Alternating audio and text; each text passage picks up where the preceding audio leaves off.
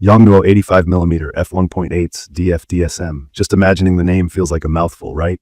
But trust me, this lens is something I've been super excited to talk about. This is the updated version made specifically for Sony E Mount cameras, and I've had the chance to try it out myself.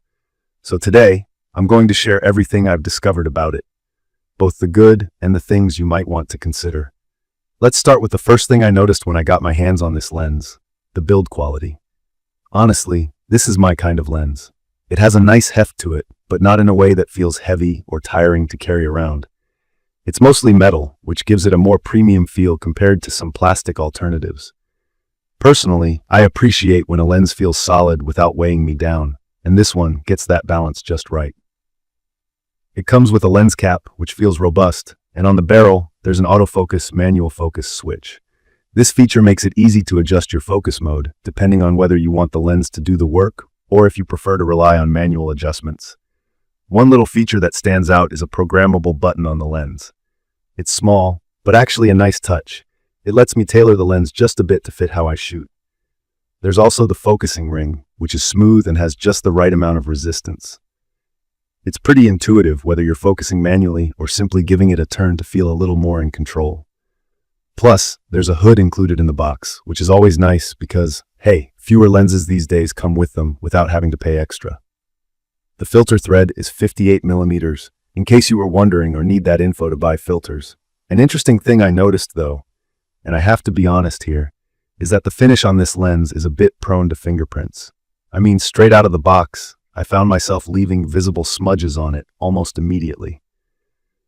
It's not a deal breaker for me, but if little things like that bug you, it's something to be aware of. But let's face it, if you're drawn to this lens, it's probably because of what it offers photographically, not whether or not it's a smudge magnet. Okay, so when I hooked this lens up to my Sony A7 RE, it immediately felt like a great match. The lens itself is compact, more compact than I expected for an 85mm, and paired with my camera setup, it felt comfortable enough to use for hours at a time. I think this size makes it great for travel and outdoor use since it won't dominate your bag space. Even though it's built solidly and doesn't feel flimsy, it's not bulky, and I love that balance. It's a lens that's big enough to feel serious, but not so big that it becomes a hassle. Now, let's talk about the performance, because I know that's what you care about most. The autofocus? Quiet and quick. It uses a digital stepping motor system, which apparently makes it faster and quieter than many other lenses in this price range. That quietness is a huge deal, especially for anyone like me who dabbles in videography. Nobody wants weird lens clicking noises showing up in their audio, and with this lens, you won't need to worry. From my experience, the autofocus tracks subjects pretty well without much hesitation, although I did notice a slight slowdown in tricky lighting situations. Speaking of tricky lighting, the aperture on this lens is one of its main selling points. At f1.8, it lets in a ton of light, which makes it brilliant for low light or night photography, or if you love achieving that dreamy background blur, also known as bokeh. I had fun testing this out in different scenarios, whether shooting portraits of friends or trying to isolate a single flower in a park, and the soft, defocused areas looked pretty appealing most of the time. However, you might notice that the bokeh isn't the most smooth or perfect you'll ever see. That's probably because of the 7 aperture blades, which don't produce the super rounded bokeh you'll see with more expensive lenses. Still, unless you're super nitpicky, I don't think it's a deal breaker. One thing to mention is the image quality overall. The sharpness is impressive, especially in the center of the frame. Whether I was shooting at f1.8 or stopping down a bit, the subjects looked crisp and detailed. That said, there were times I noticed some vignetting around the edges, particularly when shooting wide open. Vignetting is when the corners of your image get darker than the center, but honestly, this is something you can fix in post-processing if it bothers you.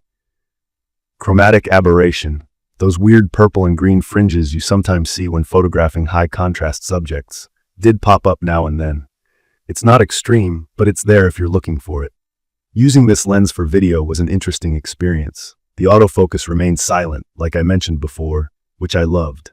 However, there was a little bit of focus breathing. If you're not familiar with the term, it's when the frame slightly shifts as the lens refocuses from one distance to another. It's not a huge issue unless you're into professional level video work, but it's worth pointing out. Something else I really appreciated was the weather sealing. With dust and water-resistant features, you don't feel like you have to baby this lens in slightly challenging conditions, like shooting outside on a windy day or misty morning. Knowing this lens is somewhat prepared for those situations is a confidence boost when you're out in the field.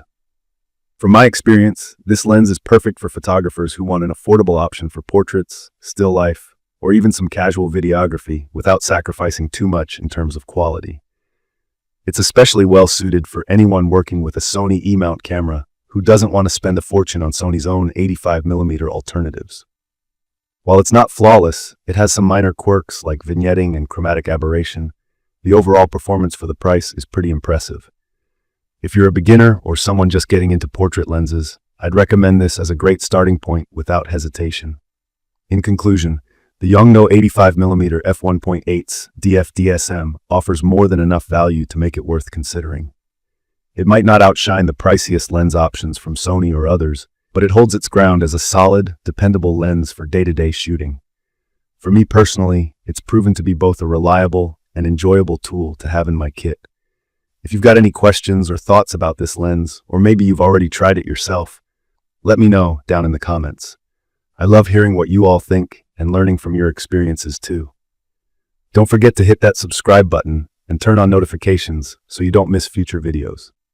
Thank you for watching, and I'll see you in the next one.